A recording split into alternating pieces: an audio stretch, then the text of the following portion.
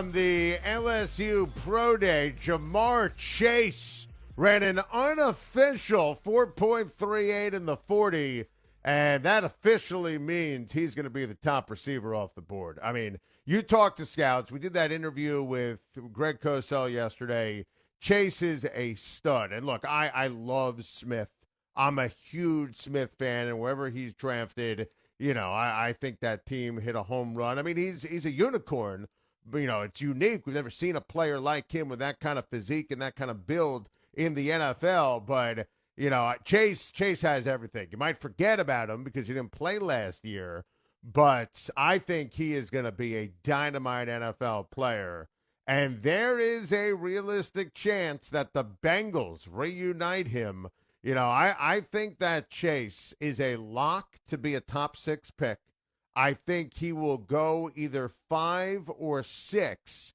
And I think that, especially if Kyle Pitts is off the board and goes number 4, you will see Jamar Chase go to Cincinnati. Chase and Joe Burrow. Burrow to Chase, little pitch and catch, just like the LSU days. I mean, that could be something special here for the Cincinnati Bengals for a long period of time. Emilio in California, our good friend. Next on Sports. Adam, what's going on, sir? Emilio, always a pleasure. What's cooking? Before I get into what I got to say, I got a very important question to ask you, sir. Give it to me. Godzilla or Kong? So we're watching the game last night. Theo and I are watching the Gonzaga-USC game. He's so into this. And he looks at me and he goes, did they just say Godzilla or God? I'm like, no. Let's go back. That was Godzilla or Kong. Yes, we have seen that one time after time after time watching these games during the NCAA tournament. I love it. The answer, by the way, is Godzilla. Thank you.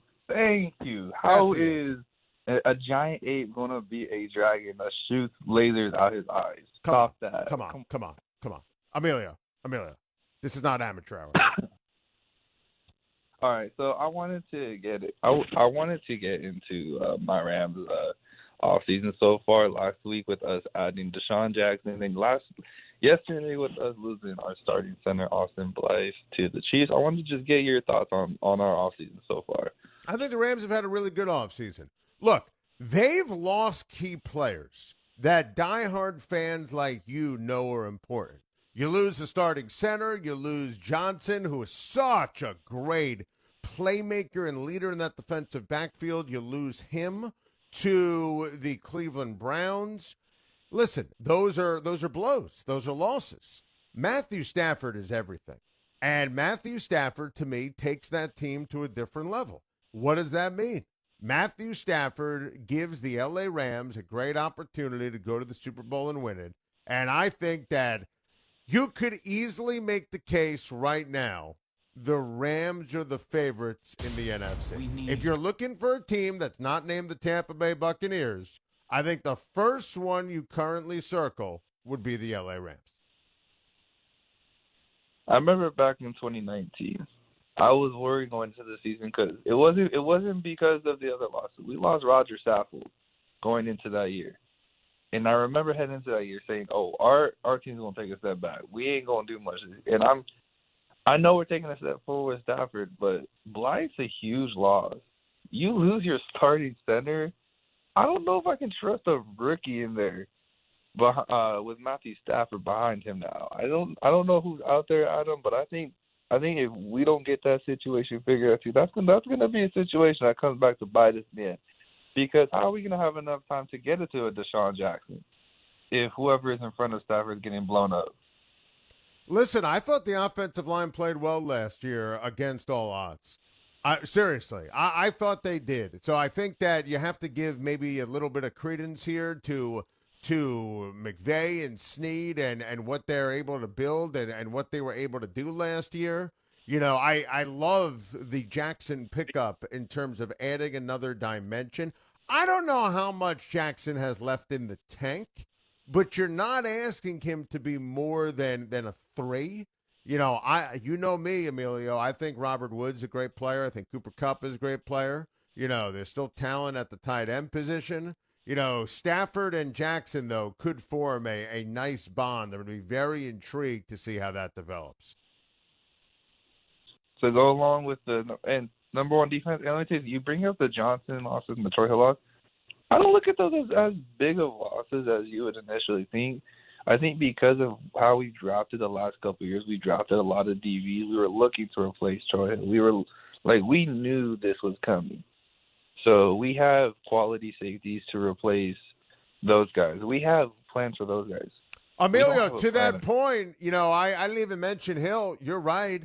And you have Aaron Donald. And I really think, Emilio, that your football team and that defense, it's going to be legit next year. And that's part of the deal in terms of keeping this football team at the top of the heap. Look, if they have better quarterback play, and I said this during the year, I was proven wrong, right? When Jared Goff turned into a double agent, I thought the Rams were going to be the Bucs.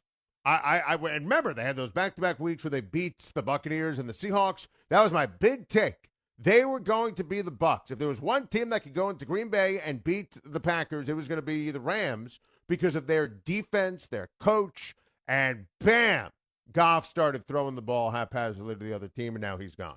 So it looks like Snead and McVay completely and clearly agree with me. Lindsey Theory from ESPN had a great piece on how it all went south with McVay and Jared Goff, and I think that Stafford is going to put the Rams in position to be a Super Bowl contender, if not when we hammer in our picks on the Wednesday after Labor Day, which is an annual tradition, which will be now 17 years this upcoming football season on Schein on Sports. I think there's a realistic chance I'll take the Rams to win the Super Bowl. The Steve in New Jersey are good friends. Next, Schein on Sports. Hey, good morning, Adam. I've been calling you for 20 years. 20 years, Adam. I'm trying to think back when I used to call you in New York.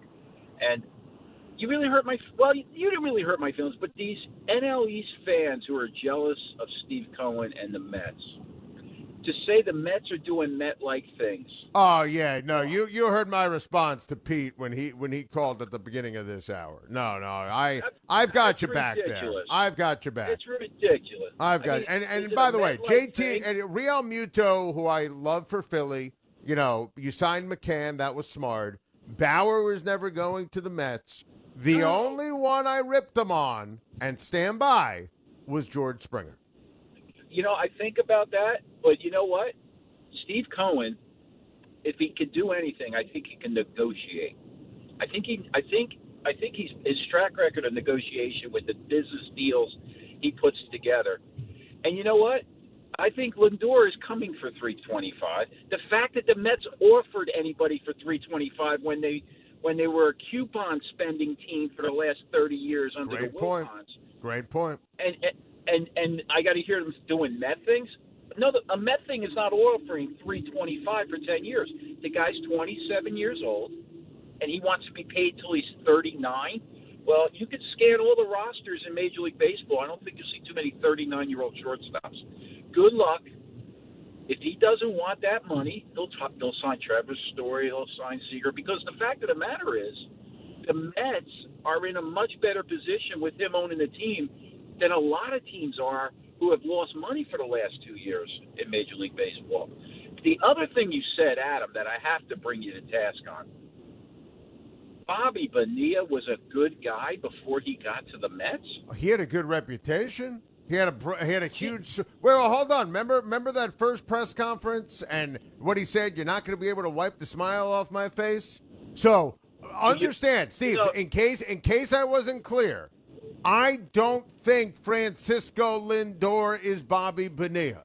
I don't think that at all. I don't think that at all. Now, I also thought the Mets hit the jackpot when they traded for Robbie Alomar. There is it's different in New York. So I'm giving Francisco Lindor advice. He's a great player with a great attitude.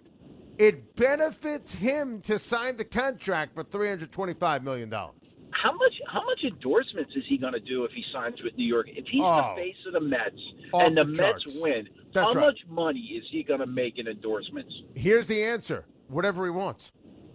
Exactly. Whatever he wants. This is his agent. Cohen had dinner with Lindor.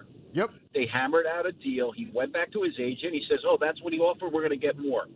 He's not getting more, and he's signing that deal before the end of the day. And the Atlanta Braves. And by the way, you talked about Soroka coming back. You know, if Syndergaard has anything coming back from Tommy John, what? Steve, you're 100% right about Syndergaard as well. And watching his progress with that of Soroka, that'll be fun with the comparisons from the Mets and the Braves standpoint all season long. We'll get back to more of your outstanding telephone calls. Plus, why yesterday was another loss for Jeff Fisher. We'll get into it right after this.